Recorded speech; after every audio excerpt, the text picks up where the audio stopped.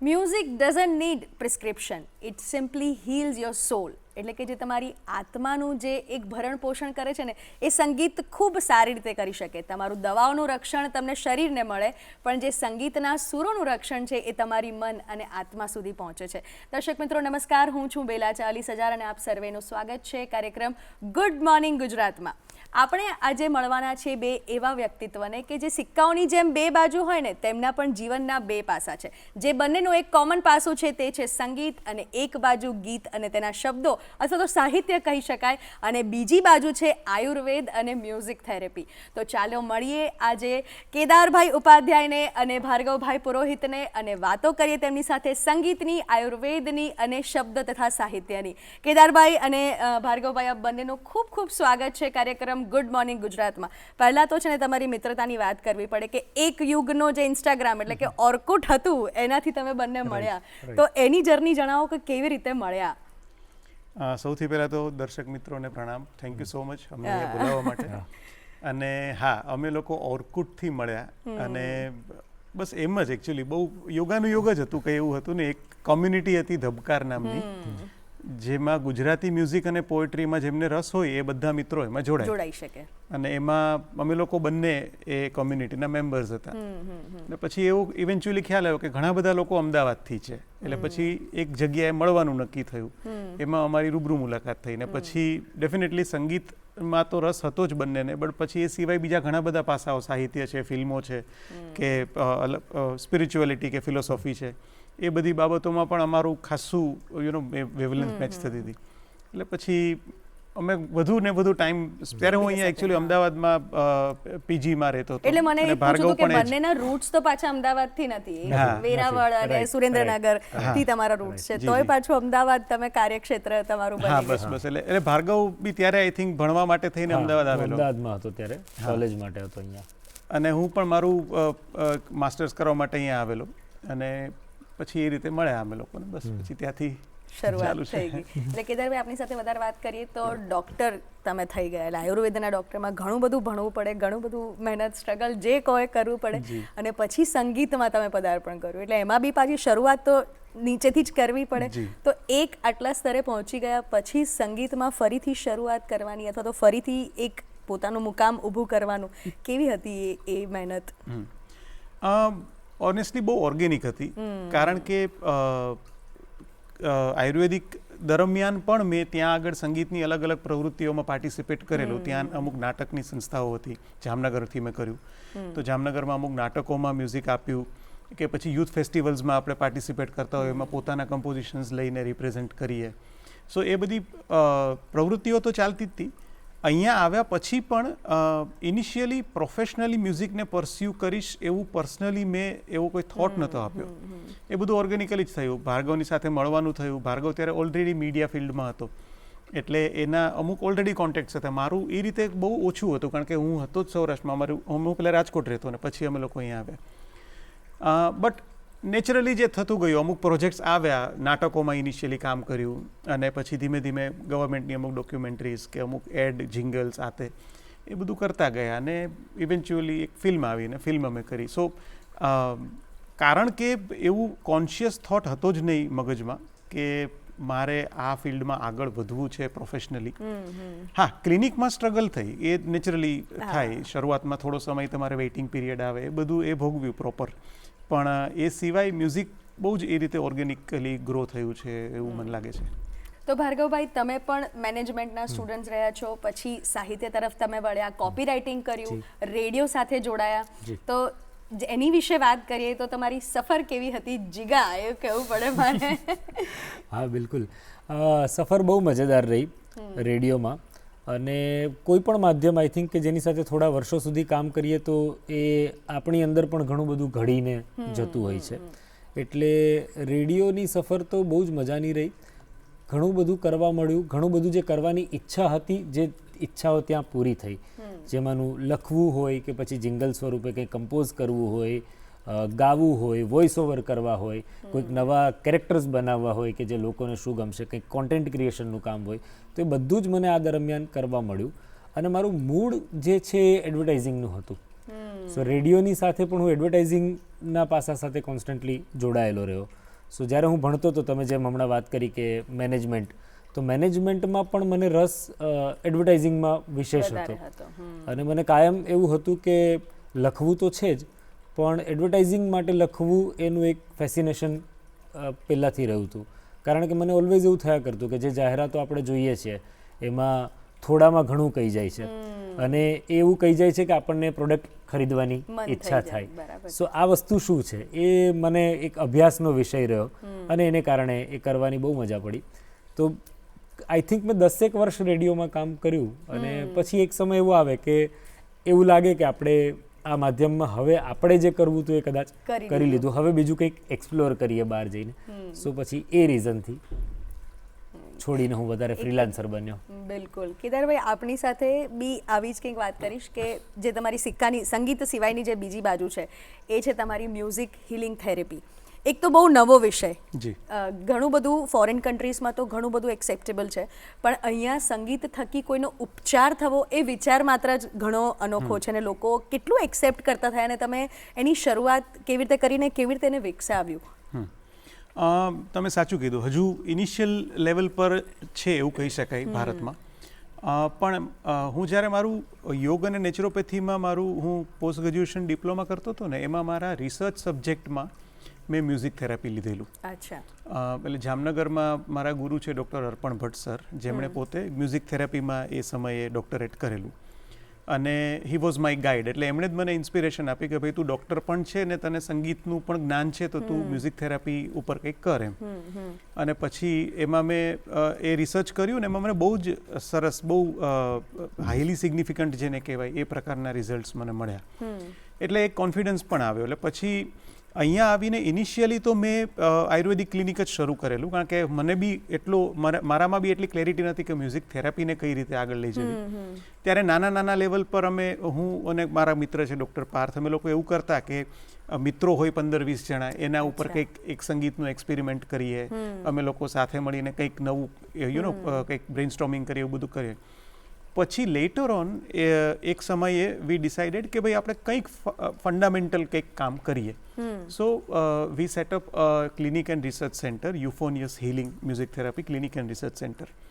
સો એની અંદર અત્યારે અમે લોકો 1-on-1 પેશન્ટ્સને એડ્રેસ કરીએ છીએ, સાથે સાથે અમે લોકો વર્કશોપ્સ પણ કરીએ છીએ, જેમાં અમે લોકો મ્યુઝિક થેરાપી શું છે અને શું નથી એ એજ્યુકેટ કરીએ છીએ લોકોને. સાથે સાથે લાઈવ હિલિંગ પણ થાય, લાઈવ મ્યુઝિક આર્ટિસ્ટ હોય, અને જે લોકો પણ એ શો એક્સપિરિયન્સ કરતા હોય એ લોકોને ડાયરેક્ટલી એ મ્યુઝિક થેરાપીના જે અસરો છે ટ્રાન્ઝિયન્ટલી એ સમય પૂરતી પણ એને એક્સપિરિયન્સ થાય, so that they will have an idea કે એક્ઝેક્ટલી આ શું કામ કરી રહી છે. બરાબર. દર્શક મિત્રોને એક નાના એક્ઝામ્પલથી આપ સમજાવી શકો કે મ્યુઝિક થેરેપી કેવી રીતે અને કયા રોગો પર કેવી રીતે અસર કરે છે?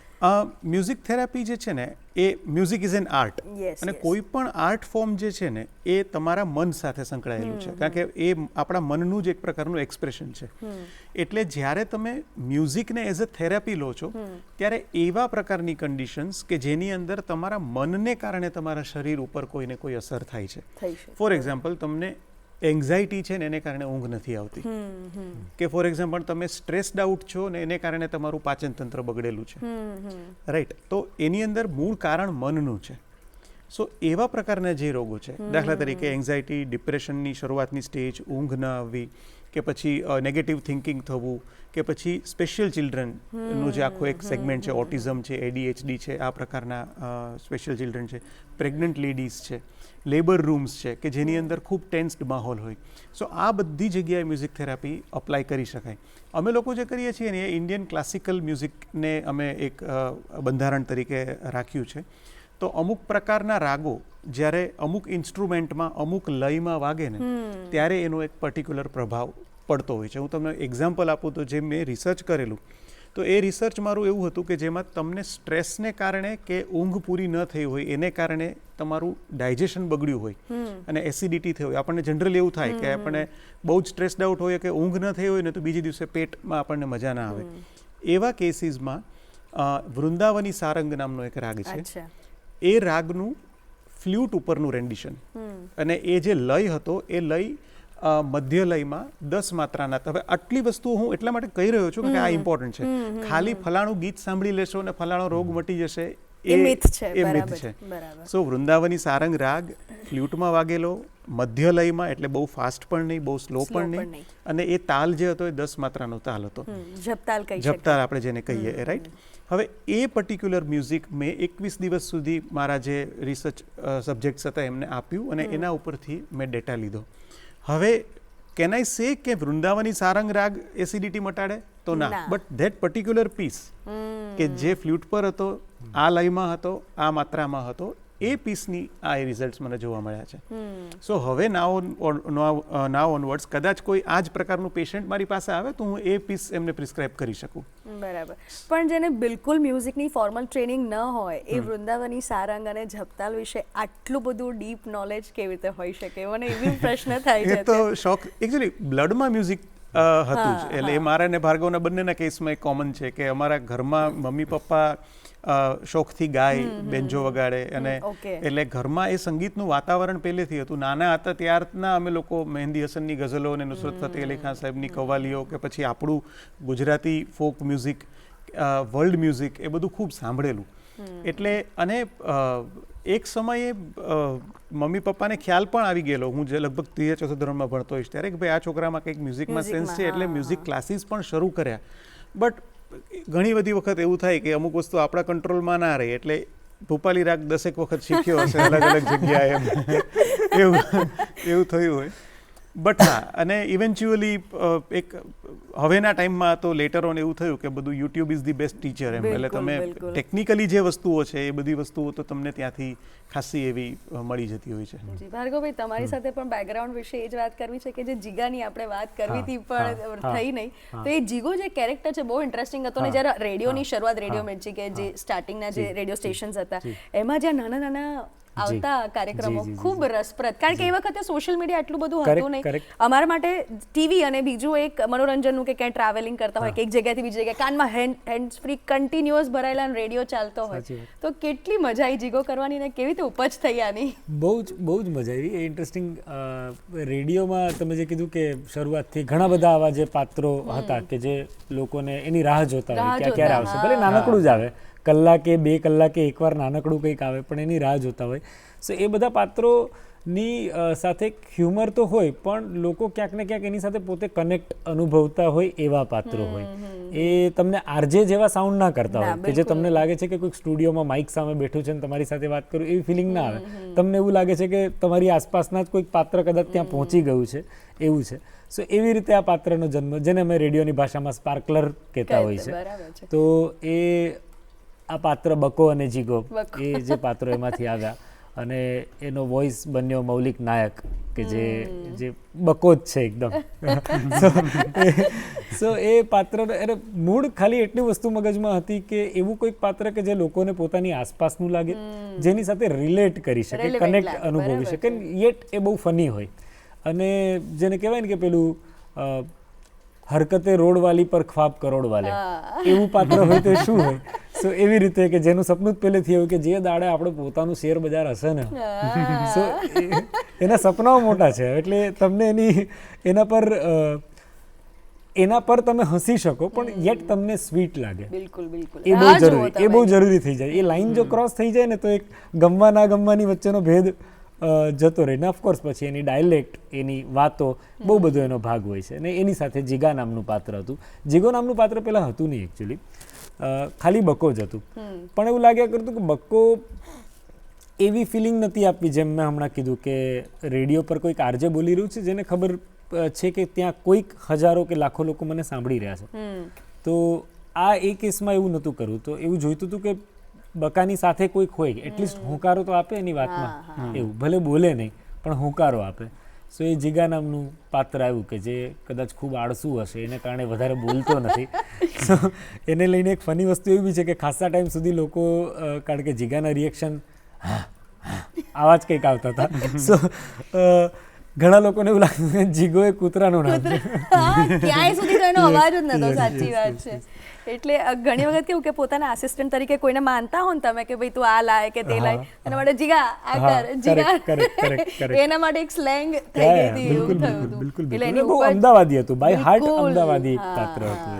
એટલે કહી શકાય કે પાક્કું અમદાવાદી હતું. હવે એક તમારા લાઈફના ટર્નિંગ પોઈન્ટની વાત કરીએ તો પ્રેમજી કહી શકાય કે પ્રેમજીથી તમારું મ્યુઝિકમાં એક જે નામ જેમ ઘટ્ટા અક્ષરોમાં લખાયું એ પ્રેમજી, તો ખૂબ એક તો સુંદર દુહા અને શબ્દોની વાતમાં તમને દાદ આપવી પડે, અને શું સુંદર ગીતો, અને એ બધા જ ગીતો કોઈ પણ પિક્ચરાઇઝેશન નહીં, બધા જ ગીતો એવા હતા કે જે બેકગ્રાઉન્ડમાં વાગતા હોય ને સિચ્યુએશનલ જેને કહેવાય. તો કેવી રીતે પ્રેમજીનું ઓપોર્ચ્યુનિટી મળી અને કેવી રીતે એનું સંગીત બન્યું?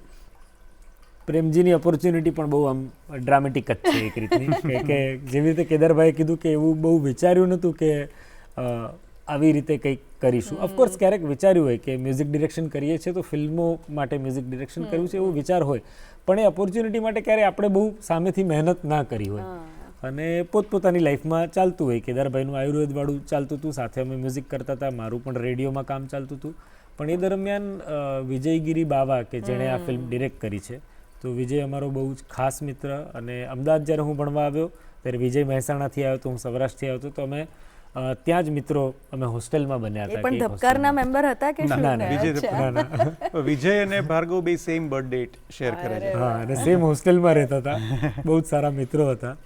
સો એણે આ ફિલ્મ બનાવી હતી, અને ફિલ્મ આઈડિયલ પ્રોસેસ કેવી હોય છે કે ફિલ્મ જ્યારે બની રહી હોય તો બનતી પહેલાં કોઈને પણ અપ્રોચ થાય કે મ્યુઝિક ડિરેક્ટરને કે લિરિસિસ્ટને કે ભાઈ આવી ફિલ્મ છે, આટલા ગીતો છે. સો એવું નહોતું, આ કેસમાં એવું હતું કે ફિલ્મ બની ચૂકી હતી, એટલે કે શૂટ થઈ ગઈ હતી, અને કોઈક હતું કે જે આનું સંગીત કરતું હતું, કોઈક હતું જે લિરિક્સ લખતું હતું.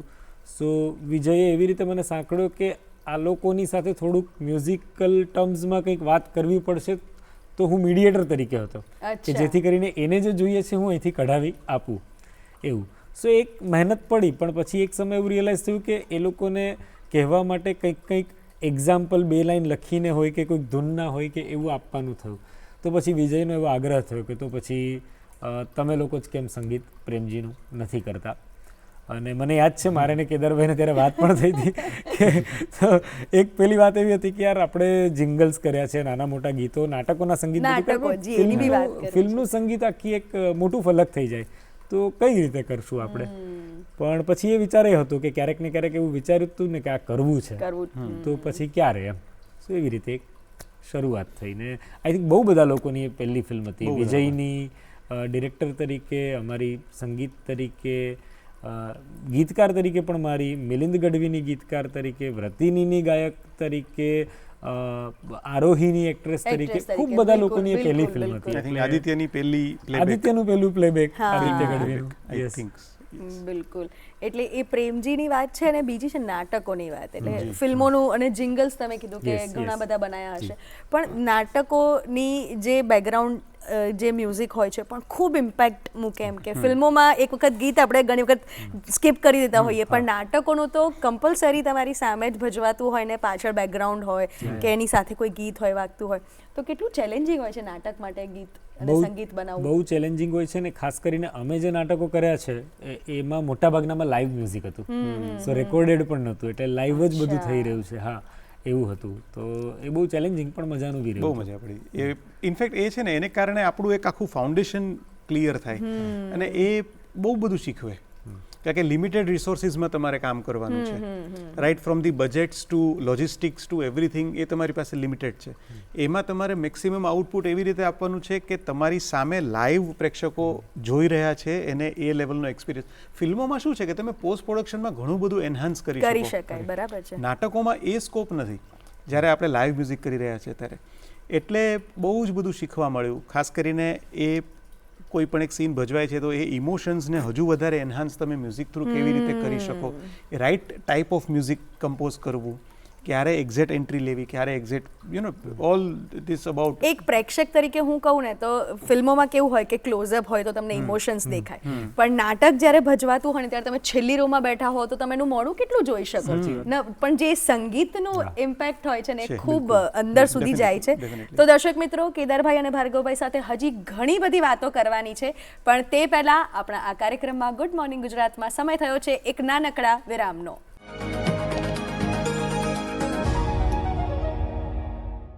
દર્શક મિત્રો, વિરામ બાદ આપનું પુનઃ સ્વાગત કરીએ કાર્યક્રમ ગુડ મોર્નિંગ ગુજરાતમાં. અને સંગીતકાર, ગીતકાર ને ગાયક કલાકારો આપણી સાથે બેઠા હોય ને ક્યારના આપણે બોલ કરીએ એવું તો ન ચાલે.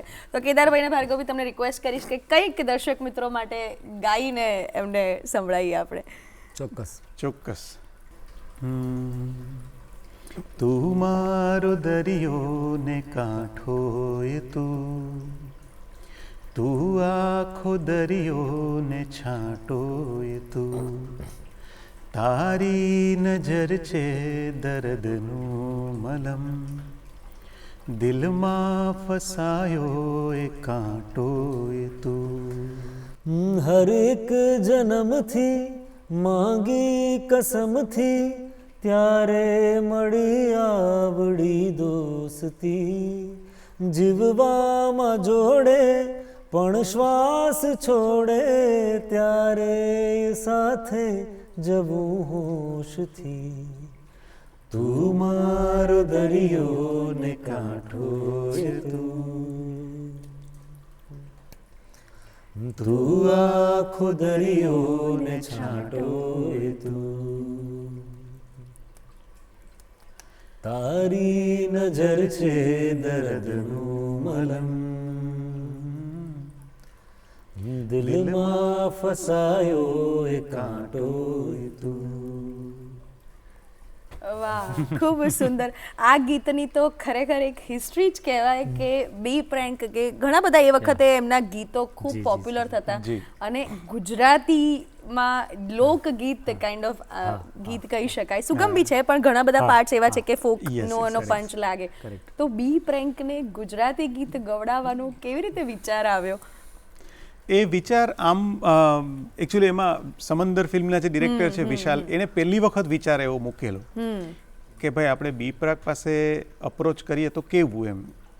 અને એકચ્યુઅલી આ ગીત પહેલાં તો ફિલ્મમાં હતું જ નહીં. એટલે પછી એ ભાર્ગવનો આઈડિયા હતો કે ભાઈ આખી ફિલ્મ જે છે ફ્રેન્ડશિપની આસપાસ છે. બિલકુલ. સો કોઈ એક ફ્રેન્ડશિપને લગતું ગીત હોય જે બિટ્સ એન્ડ પીસીસમાં ફિલ્મમાં અલગ અલગ જગ્યાએ આવતું હોય. સો એ ડિસાઇડ થયું અને પછી બી પ્રાકવાળી વાત આવી અને પછી અમે લોકોએ અપ્રોચ કર્યો અને એ કમ્પોઝિશન એમણે મંગાવ્યું અને એમને બહુ ગમ્યું. પછી તો બહુ ઇઝી થઈ ગયું હતું અમારા માટે. થોડું અમે એમને ચેસ કર્યા કારણ કે એ બી ખૂબ બિઝી ચાલતા હોય હતા. પછી અમે એક તબક્કે પુણે એમને રેકોર્ડ કર્યા. એમનો શો હતો, એમના આગલા દિવસે અમે ત્યાં એ સ્પેશિયલી આગલા દિવસે આવી ગયેલા અને અમે લોકોએ પૂનામાં એમને રેકોર્ડ કરેલા. એટલે પહેલા બી લતા મંગેશકરથી માંડીને આશા ભોસલેથી માંડીને મહેન્દ્ર કપૂર બધાએ ગુજરાતી ગીતો, મુકેશ બધાના ગીતો છે. પણ હમણાં ચલણ ઓછું થયું છે. અલકા યાજ્ઞિકજી સુધી ગાયેલું છે બધાએ, પણ હમણાં ચલણ ઓછું થયું ને આ જે એન્ટ્રી થઈ છે મને લાગે છે કે એક નવો ડોર ઓપન થયો છે અને ઘણા લોકો હવે કોલેબોરેશન કરશે. ભાર્ગવભાઈ, સોરી, હા ના એમનું પણ આ ગુજરાતી પહેલું ગીત હતું. એટલે શરૂઆતમાં જ્યારે એમણે ગીત મંગાવ્યું અમારી પાસે ત્યારે હી વોઝ નોટ શ્યોર કે મેરી આવાજ में गुजराती कैसी लगेगा. बिल्कुल. तो અમે કીધું કે એ ચિંતા તમે ના કરો, એ અમે જોઈ લઈશું. અને પણ છતાં એમણે ગાઈને જોયું ને કે યાર બડા મીઠા લગ રહા હે યે બોલને મેં સુનને મેં. તો એમને અને કેદારભાઈ જે વાત કરી એ પ્રમાણે એકવાર એમનું કન્ફર્મ થયું કે એ ગાવાના છે પછી અમે કમ્પોઝિશન્સમાં પણ થોડાક ચેન્જ કમ્પોઝિશનમાં કર્યા એમના વોઇસ ટેક્સચરને ધ્યાનમાં રાખીને, એમની રેન્જને ધ્યાનમાં રાખીને, જેથી કરીને એક પૂરતો ન્યાય મળી શકે. એટલે એકદમ એ વખતે છે ને હિટ ચાલતા હતા, એકદમ વાયરલ ચાલતા હતા ને એ જ ઘડીએ એટલે સમંદરમાં એડ થયું પાછળથી પણ એ ફિલ્મની ઓળખ તો પછી મને લાગે છે કે આ ગીત જ બની ગયું. ભાર્ગવભાઈ, તમને એક મારે પ્રશ્ન પૂછવાનો છે કે તમારા જે અતરંગી શબ્દોની જે તમારી એક એની સાથેની જે તમારી સાંઠગાંઠ છે ને એ મારે જોઈને બોલવું પડશે, નહીં તો હું ભૂલ કરીશ. તરવળ ને સરવળ ને ભીંડા ને પરવળ ને લીંબોડી ખરવાની ઢંગ ચકડ ધીનતા. આ શબ્દો ઉપજ ક્યાંથી આવે છે મારે એ જાણવું છે. આ શબ્દો જ્યારે બીજી બધી વસ્તુઓ મગજની બંધ કરી દઈએ, કોઈ પ્રકારનો લોજિક ના આવે, કોઈ બીજી વસ્તુ એમાં અપ્લાય ના કરીએ ત્યારે આવું આવે. આમાં પણ ઇન્ટરેસ્ટિંગ વસ્તુ એ છે કે આ જે ફિલ્મનું ગીત છે વાંડા વિલાસ એ બહુ ફૂલ ટુ કોમેડી, એનું જોનરા બહુ જ લાઉડ કોમેડીનું એ છે. તો એના જે ડિરેક્ટર છે એટલે એના જે પ્રોડ્યુસર હતા કૃષ્ણદેવ યાજ્ઞિક, એમની બહુ ઈચ્છા હતી કે આમાં કંઈક એવું ગીત કરીએ કે જે બહુ મિનિંગફુલ ના હોય, જે થોડું જીબ્રિશ હોય, કે જે જસ્ટ ફોર ફન હોય. સો આવું કંઈક કરીએ તો આઈ થિંક આ ગીત બનાવતા અમને લોકોને એટલો સમય નહોતો લાગેલો. આઈ થિંક 1-1.5 કલાકમાં શબ્દો સાથે બધું બની ગયું હતું. કારણ કે એ જ વાત છે ને કે એમાં કંઈક વધારે વિચારવાનું નથી. તો ત્યારે આપણે શું વિચારીએ કે ટ્યુનનું વજન છે કે દરડારા દિરડારા દરડારા તરડારા દારા રે રા રા રા ધા રા ધી રા, તો આમાં કેવા શબ્દો ફિટ બેસે કે કયા સાંભળવામાં સારા લાગે, તો એમાંથી આ બધું પણ ભીંડા પરો એમાં બહુ બધું છે. એમાં પણ એમાં ગુજરાતી છે ને, એમાં થોટ બી છે. હવે તમે ફર્સ્ટ ટુ લાઇન્સ જ જુઓ ને, તો ચક્ષુથી અશ્રુની સરવાણી ખરવાની દુનિયા તો કરવાની ડંગ ચકડ દિનતા. હવે એક થોટ પણ છે કે રેતીને દરિયોને રેતીને દરિયોને સંધ્યાને લાલીમાં ભેંસો તો ચરવાની. એટલે આ લાઉડ કોમેડી મ્યુઝિકમાં પણ મીનિંગફુલ ક્યાંક કશુંક તમને ટપ્પો પડાઈ જાય એવું ગીત તમે બનાવી દીધું. શોધવું એ લોકોને મળી જ રહે એમ. એટલે આમાં ગુજરાતી એવા થોડાક આપણે કહી શકાય કે શિષ્ટ ગુજરાતીના શબ્દો છે, આમાં ઉર્દુ ફારસી શબ્દો છે, આમાં આગળ જઈને આમાં અવધી શબ્દો છે, ઇંગ્લિશ શબ્દો હશે, એમાં કોઈ બાદ જ નથી રાખ્યો કે કોઈ પ્રકારના ધારાધોરણો તોડીને કરીએ તો શું ક્રિએટિવ એક્સપ્રેશન, નથિંગ એલ્સ. બિલકુલ. એટલે એક આ ઢંગચકડ દિનતાની વાત કરીએ, અને એક હમણાં જે વાયરલ મૂવી છે, જે મૂવીનું નામ લવ્વા લવી જે સોંગ છે, લવ્વા લવી નાડીદોષમાં નાડીદોષ, એટલે એના બી જે ગીત છે, એક્સપ્રેશન્સ છે એ, અને હમણાં તમારું વાયરલ થયું જે કોક સ્ટુડિયોમાં ગયું એના શબ્દો, એટલે કેટલું બધું વેરિએશન, ક્યાં ઢંગચકડ દિનતા અને ક્યાં અત્યારના જે આદિત્ય ગઢવીના સ્વરમાં, એ થોડુંક કંઈક બે લાઈન આપ સંભળાવી શકો તો બહુ સુંદર ગીત છે. બિલકુલ. એ ગીત કારણ કે કોક સ્ટુડિયો ભારત જેવા પ્લેટફોર્મ માટે કરવાનું હતું, અને ગુજરાતનું એક પ્રકારનું રિપ્રેઝન્ટેશન પણ સિદ્ધાર્થ, આદિત્ય, હું, અમે બધા મિત્રો આમાં જોડાયેલા હતા અને આપણે કરતા હોઈએ. તો એક આની પહેલા જે ગોતીલો થયું હતું, ગોતીલોમાં પણ બહુ જ સુંદર કવિતા, બહુ જ સુંદર વાત, સૌમ્ય જોશીની વાત. બિલકુલ. સો એ પછી એક હતું કે આપણે ગુજરાતને રિપ્રેઝેન્ટ કરી રહ્યા છે, તો શું આપણું મ્યુઝિક કે આપણું કલ્ચર કે આપણે કઈ વાત અહીંથી કરવી છે. કારણ કે લાર્જલી જોવા જઈએ તો અમુક પ્રકારના કોન્ટેન્ટને કારણે એવું છે કે ગુજરાત નોન ગુજરાતીઓમાં જે પેલું છે ને કે ગુજરાતી એટલે ફાફડા ઢોકળા થેપલા દાંડિયા ગરબા, આ જે છે ને એક લાર્જ પેલું છે, પણ ગુજરાત પાસે કહેવા માટે બીજી ઘણી વાતો છે. ગુજરાત પાસે કલ્ચર તરીકે ઘણું બધું છે. કાવ્ય સંગીતની જે ઓળખ બનવી જોઈએ ને ગુજરાતની, એ બની નથી એવું મારા ખ્યાલથી કહી શકાય. પણ આ જે આદિત્યભાઈનું પહેલું ગીત આવ્યું ને કોક સ્ટુડિયોમાં, એની દરેક ઇન્ફ્લુએન્સરે વાત સમજાવી છે કે શું કહેવા માંગે છે દરિયાની ને મોતીની, એટલે ખૂબ મિનિંગફુલ, ડીપ મિનિંગ લોકોને સમજાવવો પડ્યો, ને ગુજરાતી ભાષા પાસે આટલું ઉચ્ચ કોટીનું સાહિત્ય છે, એ ગીતે કર્યું. ને હવે તમારો વારો, તમારા બી શબ્દો ખૂબ સુંદર અને અત્યારે ખૂબ ધૂમ મચાઈ રહી છે. તો યસ. તો એ મૂળ છે ને આ સબ્જેક્ટ કે અગરિયાની વાત કરવી ને, એ વિચાર હતો સિદ્ધાર્થ ભાવસાર કે જેણે આ ગીત કમ્પોઝ કર્યું છે, મ્યુઝિકવાલા. સો એનો વિચાર હતો કે આપણે અગરિયા પર કરીએ તો કંઈક, તો તરત જ આ વિચાર અમને બધાને ગમ્યું કે યાર આની વાત ક્યારેય નથી થઈ. અને અગરિયા જે કામ કરી રહ્યા છે એ લાખો લોકોના જીવનને પ્રત્યક્ષ રીતે અડી રહ્યું છે.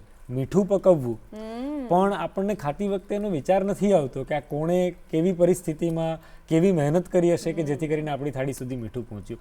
તો આ એક થોટ બહુ સાથે રહી ગયો હતો અમારી. સો એમાંથી પછી આ શબ્દો જન્મ્યા. પણ એટલું હતું કે શબ્દોમાં કરુણતા છે એના જીવનની આમ જોઈએ તો, પણ એ હતું કે અગરિયા જ્યારે પોતાની વાત કરી રહ્યા છે ત્યારે એ બહુ સેલિબ્રેટિંગ સ્પિરિટમાં હોય, એની ખુમારી વધારે ઝલકે, એના પર દયા ન આવે. દયા કરતા શું કે કોઈ પર આપણે દયા ખાઈએ ને, કરુણા ઉપજે એવી વાત નથી, પણ એના તરફ ધ્યાન જાય. અને એ તો જે કરી રહ્યો છે મસ્તીથી જ કરી રહ્યો છે, એવી આખી વાત છે. અને આપણા માટે એના માટે ગર્વની લાગણી ઊભી કરી શકે. તો એમાં એવું છે કે કારણ કે બહારના વર્લ્ડનો પણ એક પર્સપેક્ટિવ આપણે આમાં રાખવો જરૂરી હતું કે કેટલા બધા લોકોને અગરિયા વિશે જ નથી ખબર. બિલકુલ. બહારના રાજ્યોમાં નહીં, ગુજરાતમાં કેટલા બધા લોકોને અગરિયા નામ, ઘણી નવી જનરેશનમાં કેટલા બધા લોકોને નથી ખબર. ત્યારે પછી એક પ્રશ્ન મૂક્યો કે કોઈક એક વ્યક્તિ જો બહારથી આવી રહ્યું છે, એ અગરિયાનું જીવન જુએ છે, તો એનો એક પ્રશ્ન છે કે તને રહેવા જગત અજીઠું, આખી દુનિયા તને એઠી લાગી રહેવા માટે, તને કાજ બીજું ના દીઠું, તને બીજું કંઈ કામ પણ ના મળ્યું, તે મીઠપ બધી એ મેલીને તે માંગ્યું કાને મીઠું. આટલી દુનિયામાં આટલી મીઠાશ હતી, બધું મૂકીને તું તે આ માંગ્યું એમ કરવા માટે. અંધારા સૂરજના કે ચાંદાના તડકા લીધા તે, પીધા તે, ના કીધા તે, તે ક્યારે ફરિયાદ ના કરી. હવે આ બહુ અગત્યની વસ્તુ છે કે તે આટલું હાડ મારી બેઠી પણ તે ક્યારે ફરિયાદ ના કરી આ વસ્તુની. તો એની સામે અગરિયાનો જવાબ છે કે હું હાડને મારા ગાળું. આપણે સૌ જાણીએ છીએ કે જે મીઠામાં કામ કરે એ લોકોના શરીરની પરિસ્થિતિ બહુ કપરી થતી હોય છે. તો હું હાડને મારા ગાળું જેથી અલુણું ના કોઈ કોઈ ભાણું, ભાણું, વાહ. કોઈ ભાણું અલુણું ના રે, ભલે જગતમાં હી 32 પણ હું સ્વાદ બીજો ના જાણું, મીઠા ખારા ખારા. રે ખારા. સો આ રીતે આગળ બી છે, પણ યા એટલે આ એક સ્પિરિટ લાવવું હતું ને આઈ થિંક એ બહુ રાઈટ સ્પિરિટ એનું બહાર લાવી શકાયું છે, એનો આનંદ છે. So, yeah. બિલકુલ. કેદારભાઈ, એક વાત એ બી કરવાની છે કે આપણે નાટકના સંગીતની વાત કરી, ફિલ્મ સંગીતની વાત કરી, તો તમે તો નાટકમાં લાઈવ મ્યુઝિક પણ આપ્યું છે, પણ નાટકમાં પણ રેકોર્ડેડ મ્યુઝિક વાગતું હોય છે, કમર્શિયલ નાટકમાં રેકોર્ડેડ મ્યુઝિક વાગતું હોય છે, તો બંનેના મ્યુઝિક બનાવવામાં શું ફેર હોય છે? નાટકના અને ફિલ્મના પ્રોસેસ વાઇઝ આમ જોવા જઈએ ને તો એ જ ઇમોશન્સ સાથે ની અમારી કમ્પોઝિશન સ્ટાઇલ ને બધું હોય છે. નાટકનું મ્યુઝિક જે છે ને એ થોડું વધારે loud in terms of the એ જે નાટકનો ઓવરઓલ પરિવેશ છે ને એ પ્રમાણે અમે લોકો થોડું કરતા હોઈએ છીએ. કારણ કે નાટકના મ્યુઝિકની અંદર છે ને તમારે એ લાઈવ ઓપરેટ થતું હોય, એટલે જો લોકોને ખ્યાલ હોય ને તો એક વ્યક્તિ બેઠી હોય કે જેની પાસે એનો કંટ્રોલ હોય, એ જ્યારે એ સ્વિચ દબાવે ત્યારે મ્યુઝિક એન્ટર થાય, એ ફરી પાછું નીકળી જાય, એનો વોલ્યુમ ને એ બધું. અને નાટક itself is a loud expression. ફિલ્મની અંદર તમે કીધું એ પ્રમાણે કે ક્લોઝઅપ્સથી તમને એક્સપ્રેશન્સ ખ્યાલ આવી જાય, નાટકમાં તમારે થોડું લાઉડલી ઇનેક્ટ કરવું પડે, તો એ પ્રમાણે મ્યુઝિકમાં પણ થોડા એ પ્રમાણે અમે લોકો એનું ડિઝાઇનિંગ કરતા હોઈએ છીએ. ફિલ્મોમાં ઘણી વખત એવું બને કે એક જ સિંગલ સાઉન્ડ હોય, બટ એક સિંગલ સાઉન્ડ જે છે ને એ તમારા આખા સીનને કોમ્પ્લિમેન્ટ કરી દેતો હોય. બિલકુલ. જ્યારે નાટકમાં એવું બની શકે કે અમારે એ જ વસ્તુ જો નાટકમાં થવાની હોય તો અમારે થોડું એને ભરવું પડે કે વધારે થોડું એને લાઉડ એક્સપ્રેસ કરવું પડે. ઇનહેરન્ટ ઇમોશન્સ તો બંનેમાં સરખા જ છે, ચાહે એ ગીત નાટકનું હોય કે પછી ફિલ્મનું હોય.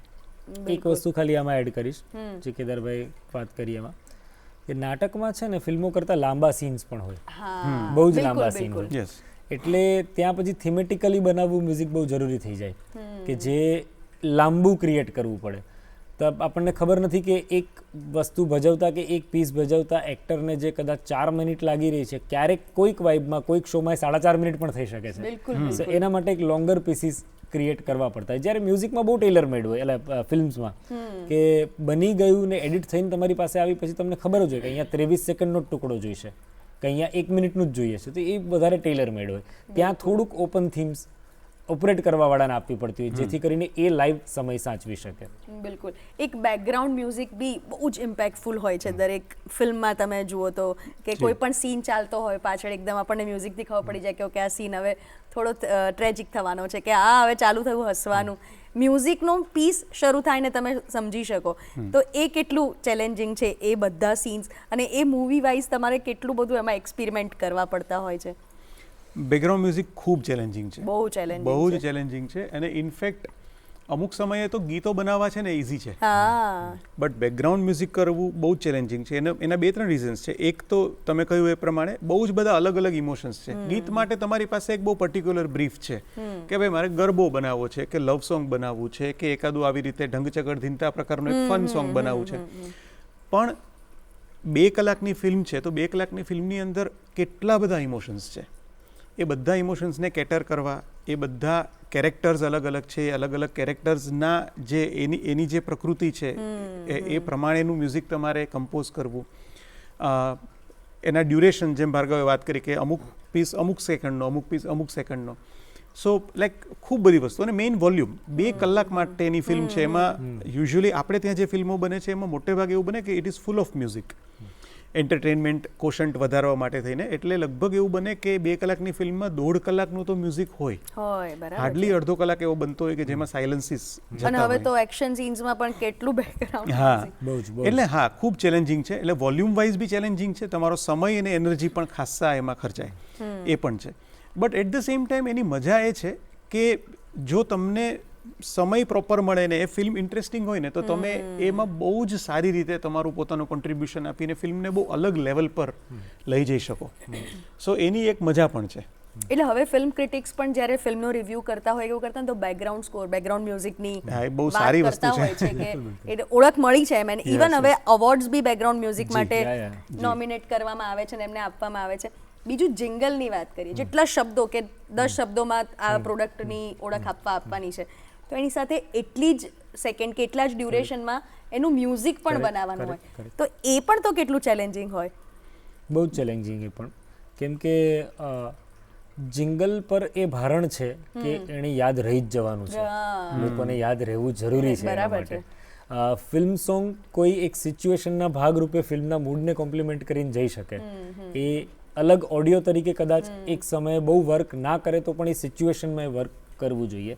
જ્યારે જિંગલ તો એવું છે કે એકવાર તમે સાંભળ્યું કે તમારા પેસિવ લિસનિંગમાં પણ તમારા કાને જો પડી ગયું તો તમારા મગજમાં ચોંટી જવું જોઈએ. જો એ ધૂન તમને યાદ રહી અને એની સાથેના શબ્દો યાદ રહ્યા તો તમને પ્રોડક્ટ યાદ રહેશે, અને તો જ તમારી અંદર પ્રિફરન્સ ક્રિએટ થશે. ક્યારેક આજે નહીં ને 3 મહિના પછી તમને વસ્તુની જરૂર પડવાની હોય, પણ ત્યારે 4માંથી તમે એ સર્ટેન બ્રાન્ડની પ્રોડક્ટ તો ખરીદશો કે જ્યારે તમારા મગજમાં એનું હેમરિંગ થયું હશે કોઈક રીતે. એટલે એના પર એ બહુ ભારણ છે કે એ એટલું કેચી હોય કે યાદ રહી જાય, કે આમ આયા ગયા ના હો જાય કે 4 વસ્તુ વાગતી હોય એમાંથી. પણ એટલે અત્યારે તો મ્યુઝિક જે ફિલ્મના ગીતો બને છે એ પણ એવા કેચી જ બનાવવાનો ટ્રાય કરે છે કે 2-3 વાર સાંભળીને આપણા મગજમાં ચડી જાય, આપણે ગાતા રહીએ. એક બીજો મારા માટે ઇન્ટરેસ્ટનો વિષય પણ છે કે જે રિજનલ મ્યુઝિક ડિરેક્ટર્સ હોય છે, જેમ કે એક્ઝામ્પલ આપું તો મને મારા પ્રિય લિસ્ટમાંથી કાઢું તો અજય અતુલ છે, જે મહારાષ્ટ્રના ખૂબ નામચીન અને શું ગીતો બનાવે છે. તમારું પણ સંગીત સાંભળીએ તો મને ક્યાંક એવો રેફરન્સ મળે કે તમે બી ઘણા લાઈક કરી શકો એમ છો અને ઘણું આપણા ગુજરાતી સાહિત્યને ઘણું આગળ લાવ્યું છે અને સમજો છો. તો તમારી એવી કોઈ ઈચ્છા ખરી કે બોલિવૂડમાં કરીએ, બોલિવૂડમાં ગીતો બનાવીએ, એવો કોઈ ચાન્સ મળ્યો છે કે કઈ વાત ચાલે છે કે આગામી પ્રોજેક્ટ કરશું? ઈચ્છા ડેફિનેટલી ઈચ્છા તો હોય જ કે આપણે હજુ વધારે આપણું સંગીત વધારે લોકો સુધી પહોંચે, એક સ્કેલ અપ થાય. બટ એના માટે એક અમને અંદરથી જે કોલ આવે ને એ અમને રેઝોનેટ થશે તો અમે લોકો ડેફિનેટલી એ કરીશું. એટલે અમારે અગાઉ એવી ઓપોર્ચ્યુનિટીઝ આવેલી છે, બટ એ સમહાવ અમને એમ થયું કે ના, ધીસ ઇઝ સમથિંગ કે જે કદાચ અમને હજુ એક અંદરથી એક પેલું કોલ આવવો જોઈએ ને એ હજુ સુધી નહોતો આવ્યો. એટલે અને અત્યારે ઓનેસ્ટલી જે અમે લોકો ગુજરાતીમાં કામ કરી રહ્યા છીએ, વી આર એન્જોઈંગ. અમે લોકો જે અમે બહુ અલગ અલગ વિષયો પર અલગ અલગ પ્રકારનું મ્યુઝિક આપી રહ્યા છીએ, લોકોને ગમી પણ રહ્યું છે. એટલે ડેફિનેટલી નેક્સ્ટ લીપ જે છે એના માટે વી આર રેડી. પણ એ એક રાઈટ એનો સમય અને એ જે વસ્તુ માટે કામ કરીએ એ અમને એટલી અપીલિંગ લાગે એ આવશે તો અમે ડેફિનેટલી કરીશું. અચ્છા, તો જે અત્યારના જે પ્રોજેક્ટ્સ તમારા છે, હવે આગામી તમારા પ્રોજેક્ટ્સ કયા કયા આવવાના છે? અને મારે એ બી પૂછવું છે કે ગુજરાતી જે આપણું અત્યારે અર્બન કહેવું પડે પણ અર્બનથી જ બધા લોકો ઓળખે છે, તો અર્બન જે અત્યારે આપણું ગુજરાતી ફિલ્મ પ્રોડક્શન ને બધું થઈ રહ્યું છે, એમાં કોઈ ડિરેક્ટર્સ એવા છે કે જેની સાથે તમે કામ કર્યું નથી કે હવે કરવું છે, કે એવી કોઈ મહેચ્છા છે? બધા સાથે લગભગ કામ કરી થઈ જ ગયેલું છે. એટલે મને બી એવું જ લાગ્યું કે લગભગ તમારા જે પણ મ્યુઝિક ડિરેક્ટર્સ એના ચેકલિસ્ટમાં તમારું નામ તો ટિક થઈ જ ગયું હશે. અને આમ બધા મિત્રો છે, એટલે આમ બહુ હેલ્ધી પ્રોસેસ છે એક્ઝેક્ટલી. એમ એટલે નોટ ઓનલી કે અમે લોકો કામ માટે મળીએ, કામ સિવાય પણ અમે લોકો એમ જ ચા પીવા ભેગા થતા હોઈએ, સાહિત્યની, ફિલ્મોની, સંગીતની વાતો થતી હોય. સો યા, અને ઇન્ટરેસ્ટિંગ પ્રોજેક્ટ્સ છે 2-3 અત્યારે અમે લોકો પાઇપલાઇનમાં છે પ્રોજેક્ટ્સ, એની ઉપર અમે કામ કરી રહ્યા છીએ. એક તો તમારું ચણિયા ટોળી આવી રહ્યું છે નવેમ્બરમાં, એટલે એ બી તો ખૂબ રસપ્રદ. એના બી 1-2 ગીતો કમર્શિયલ સોંગ છે, એનું ખૂબ ધૂમ મચાઈ રહ્યું છે. પોપટ નવરાત્રીમાં તો બરાબર ટાઈમે રિલીઝ થઈ ગયું. જી તો એ બી શબ્દ પાછા એ ગીતો મનુભાઈ રબારીએ લખ્યું છે. એ ગીત જી, પણ કમ્પોઝિશન બી એ જે કેચી, જે આપણે કમ્પોઝિશનની વાત કરીએ છીએ, બરાબર એ જ વ્યાખ્યાને બેસતું એ છે. તો હવે છેલ્લે તમને એ પણ પૂછીશ કે જે સંગીતના ક્ષેત્રમાં જે પદાર્પણ કરવું છે લોકોને, એને તમે, અને ગીતકાર તમે, સાહિત્ય, શબ્દ, સંગીત, કોપી રાઇટિંગ બધું જ તમે કર્યું છે, તો શું કહેશો યંગસ્ટર્સને? સંગીતના ક્ષેત્રમાં પદાર્પણ કરવું ની ઘણા બધા લોકોની ઈચ્છા છે. ઇન્સ્ટાગ્રામથી બી ઘણા બધા લોકો ડીએમ કરીને એને કહેતા હોઈએ છે. એમાં ઘણા બધા લોકો સાથે ઇન્ટરેક્શન પણ થાય, કારણ કે આપણને સ્વાભાવિક પણ એવું લાગે કે આપણે હવે કોઈક રીતે એક દાયકો પતાવીને ક્યાંક પહોંચ્યા છીએ, તો હજી કોઈકને ઘણી બધી વસ્તુઓમાં આપણે ગાઈડ કદાચ કરી શકીએ કે એટલીસ્ટ આવું નથી કરવાનું, કે જે ભૂલો કદાચ આપણે કરી ચૂક્યા હોય બીજાએ ના કરવી પડે, એ અર્થથી બી. પણ ઘણું બધું એવું જોવા મળે છે કે ઘણા બધા લોકો એમને જે તે ફિલ્ડમાં આવીને કંઈક બની જવું છે, પણ એના માટે શું એ પોતે રેડી છે ખરા? એક પોતાની મહેનત કે પરિશ્રમ જે હોવો જોઈએ ને, એ થોડોક એક લાર્જલી ઓછો પણ દેખાય છે. એટલે એક સમજ કેળવીને આવવું, ઘણીવાર કોઈકને અસિસ્ટ કરીને ઘણું બધું શીખીને પછી તમે પેલામાં આવો તો પણ ઘણી વસ્તુઓ શીખાતી હોય છે. અને એમાં ફિલ્મનું મ્યુઝિક કરવું ખાસ કરીને એટલે માત્ર સંગીતની સમજથી એ નથી થતું.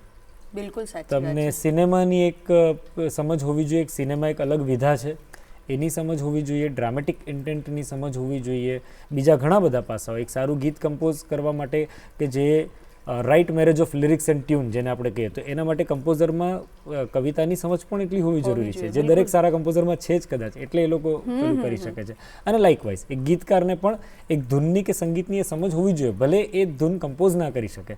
સો એ ઘણા બધા પાસાઓનું અભ્યાસ કરીને જ્યારે ભેગો થતો હોય છે ને ત્યારે કંઈક બનતું હોય છે. પણ ડેફિનેટલી જે લોકોએ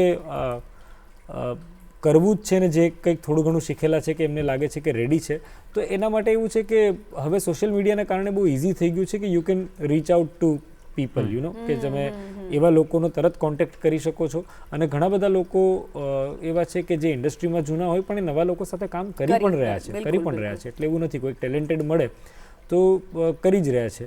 સો યા એવું છે. ગીતકારમાં ખાલી એક મને વસ્તુ લાગ્યા કરે છે કે ગીતકારના કેસમાં એવું લાગે છે કે ઘણા બધા લોકો એવું માને છે કે અમે કંઈક લખી નાખ્યું એટલે એવા ડીએમ્સ આવે કે તમારી ફિલ્મમાં કંઈ યુઝ થતું હોય તો જોજો ને હું ગીતો લખું છું ને હજી મેં 50 ગીતો લખ્યા છે. પણ આપણે જ્યારે જોઈએ તો આપણને ખબર પડે કે એનું એક માળખું હોવું જોઈએ, એ થોડું મિસિંગ લાગે. ત્યારે એવું થાય કે આ દિશામાં જેટલા પણ ગીતકાર મિત્રો છે બધાને ભેગા જોડીને પણ કંઈક કામ થઈ શકે કે how to approach a song when you write. એટલે જ્યારે ગીતકારોનો એમનો જ્યારે ઇન્ટરવ્યૂ આપણે સાંભળીને ત્યારે એ લોકો ખૂબ સુંદર એક વાત કરે કે જ્યારે ડિરેક્ટર સમજાવતા હોય ને કે આ ફિલ્મની આ સિચ્યુએશન છે, આ સિચ્યુએશન, હવે તો ગીત બનેલા હોય છે ને ડિરેક્ટર્સ ખરીદતા હોય છે, પણ જ્યારે પહેલાંની જ્યારે ઓર્ગેનિકલી જ્યારે બહુ જ સિમ્પલ રીતે ગીતો બનતા હતા ત્યારે એ બેઠા બેઠા એ સાંભળતા હોય ને ત્યારે જ એમના મનમાં ગીતોની પ્રોસેસ ચાલુ થઈ જાય અને એ પછી પણ ગીત બનતા ખાસો સમય લાગે. તો ઇન્સ્ટન્ટ કશું એ વખતે ઓછું બનતું એમ, એટલે એ ગીતો ખૂબ હજી સુધી આપણા હૃદયમાં સચવાયેલા છે. કેદારભાઈ, મારે તમને એક વાત પૂછવાની રહી ગઈ કે જે ઇન્સ્ટાગ્રામ પર સ્ક્રોલ કરીને તમારા વિડીયો મ્યુઝિક કરતાં વધારે મને છે ને તમારી થેરેપી, તમે લોકોને સમજાવતા હો કે ક્યારે શું કરવું, એના ખૂબ ઇન્ટરેસ્ટિંગ વિડીયોઝ અને તમે ખૂબ સારી રીતે સમજાવો, સામેવાળાને ગળે ઉતરી જાય એવી વાત કરો, તો એ કેવી રીતે તમે શરૂ કર્યું? એમ જ અગેન ઓર્ગેનિક. એટલે પહેલાં હું કરતો પણ એ બહુ જ રેરલી ઈચ્છા થાય ને હું રીલ કરી દઉં એવી રીતનું થતું. અને પછી મિત્રોએ જ એવું કીધું કે ભાઈ તારી સમજાવવાની સ્ટાઇલ ઇન્ટરેસ્ટિંગ છે, એમ ખબર પડી જાય છે, અને સો આને જો રેગ્યુલરલી કરાય તો કર ને એમ. એટલે મારા માટે આ અગેન મારા માટે ઓનેસ્ટલી એવો કોઈ મોટો એફર્ટ નહોતો, કારણ કે મારે નોલેજ તો આપણને હોય જ, અને એનીવેઝ પ્રેક્ટિસ કરતો હોઉં એટલે સતત વાંચન તો રાખતા જ હોઈએ આપણે. એટલે પછી મેં કીધું હા તો એવા અમુક ઇન્ટરેસ્ટિંગ સબ્જેક્ટ્સ છે કે જે કદાચ લોકોને ડાયરેક્ટલી ઇફેક્ટ કરે છે, લાઇફસ્ટાઇલને રિલેટેડ ઇશ્યુઝ છે, હોમ રેમેડીઝ છે, એ બધી વસ્તુઓ. સો એના ઉપર ઓર્ગેનિકલી જ, એટલે હું ડાયરેક્ટલી મારા કેમેરાની સામે ફ્રન્ટ કેમેરાથી જ, એટલે એમાં કોઈ બીજી કોઈ સાજ સજાવટ કે એવું કંઈ હોતું જ નથી. બિલકુલ સિમ્પલ. અને હું મારી રીતે જે મને અંદરથી આવે છે એવું બોલી દઉં છું એમ, અને એ લોકોને ગમી રહ્યું છે, એટલે એનો આનંદ છે. મ્યુઝિક ડ્યુઓ છે ને ઇન્ડસ્ટ્રીમાં ઘણા બધા છે, બોલિવૂડમાં જુઓ કે અહીંયા, પણ ટ્રાયો ઓછા છે. તો તમારામાં જો કદાચ ટ્રાયો બનવાની શક્યતા હોય તો કોણ હોય ત્રીજું? અઘરો પ્રશ્ન છે. આમ એવું છે કે અત્યારે છે ને કોલેબોરેટિવ સીન છે આખો. એટલે અમે લોકો બી જેટલા મ્યુઝિક ડિરેક્ટર્સ છીએ ને, અમે લોકો બી બધા બહુ જ સારા મિત્રો છીએ. એટલે દાખલા તરીકે સિદ્ધાર્થની વાત છે તો હવે લાઈક સપોઝ અમને ક્યારેય સિદ્ધાર્થ સાથે કામ કરવું હોય તો, અથવા તો વાઇસ વર્ઝા હોય સિદ્ધાર્થને અમારી સાથે, તો એવી અમારી ફોર્માલિટીઝ જ નથી હોતી કે ભાઈ તું આવી જા, કે એવા રીતે સિંગર્સ છે કે મેહુલભાઈ છે ફોર ધેટ મેટર. એટલે મને એમ લાગે છે કે અત્યારે બહુ હેલ્ધી સિનારીઓ છે ઇન અ વે. સો ભલે કદાચ આમ ટેમ્પલેટિશ તમે ટ્રાયો કરો નહીં, બટ એની મતલબ આ બધા લોકો એવરીવન ઇઝ અવેલેબલ એકબીજાને હેલ્પફુલ થતા જ હોય છે હેલ્પમાં, કોલેબોરેશનમાં, આ તે બધામાં. એટલે યસ, એટલે ઇનફેક્ટ આગળ જતા એ છે બી ખરા કે ભાઈ એક સરસ બધા જ લોકો સાથે મળીને સરસ એક કોલેબોરેટિવ કામ કરે, so that would be a very good. બહુ સારો વિચાર છે ને કેટલું સરસ સંગીત બનશે, મને તો વિચાર એ થાય છે. અચ્છા, તમારા બંનેમાં ક્યારેક નોકઝોક થાય? બહુ બધી વાત, ઘણી વખત. એ તો પ્રોસેસનો ભાગ છે. કેવી રીતે બહાર નીકળવાનું? એ ક્રિએટિવ ડિફરન્સીસ હોય, એટલે પેલું મતભેદ હોઈ શકે, પેલું મનભેદ. Diplomatic answer. આ જ છે. ના, એટલે આ એવું જ છે, પણ એ પેલું છે કે ત્યાં મત કોનો છે, મારો છે એટલે હું પકડી રાખું કે કેદારભાઈનો મત છે એટલે પકડી રાખે, એવું ના હોય. એટલે કોઈકનું એક કન્વિક્શન આવે ને કે યાર એ જે કહી રહ્યા છે, હું કંઈક જુદું વિચારી રહ્યો છું પણ એ જે કહી રહ્યા છે એમાં એ વધારે કન્વિન્સ્ડ છે, જ્યારે હું મારા વિચારમાં એટલો કન્વિન્સ નથી, તો મારે ગિવઅપ મારી દેવાનું હોય. લાઇકવાઇઝ ઓકે સો જેથી કરીને એક સંગીત માટે જે નિર્ણય લેવાનો હોય લઈ અલ્ટિમેટલી શકે. એ સંગીત માટે છે, અલ્ટિમેટલી એ જે અને I પ્રોડક્ટ think માટે ભેગા હોવાનો ફાયદો જે છે કે બે વ્યક્તિ બહુ જુદા હોય, જોડાયેલા પણ હોય, બટ પર્સનાલિટી વાઇઝ જુદા હોય બહુ જરૂરી છે. ત્યારે બંનેમાંથી કંઈક કંઈક આવી શકવાનો એક સ્કોપ રહ્યા કરે અને એના માટે અમે બહુ ઓપન રહીએ છીએ. બિલકુલ, ખૂબ સુંદર વાત સાથે આજની આ ચર્ચાને આપણે અંત તરફ લઈ જઈએ છીએ. અને ખરેખર તમે બંને ખૂબ સુંદર મ્યુઝિક રચી રહ્યા છો, અમને લોકોને ખૂબ મજા આવી રહી છે. આવું ને આવું સંગીત હજી વધુ બનતું રહે, હજી વધુ શ્રેષ્ઠતાને આરે પહોંચે તેવી આપ બંનેને ખૂબ ખૂબ શુભેચ્છાઓ. Thank you. દર્શક મિત્રો, રોજિંદા જીવન વચ્ચે આપણે પણ થોડો સમય કાઢી અને સંગીતની મોજ માણીએ તો તેના જેવું જીવન કશું જ નથી. અને ભાર્ગવભાઈ અને કેદારભાઈ આ બંને અમારા સ્ટુડિયોમાં આવ્યા અને ગુડ મોર્નિંગ ગુજરાતના દર્શકો સાથે જોડાઈને ખૂબ રસપ્રદ વાતો કરી, તે બદલ આપનો ખૂબ ખૂબ આભાર.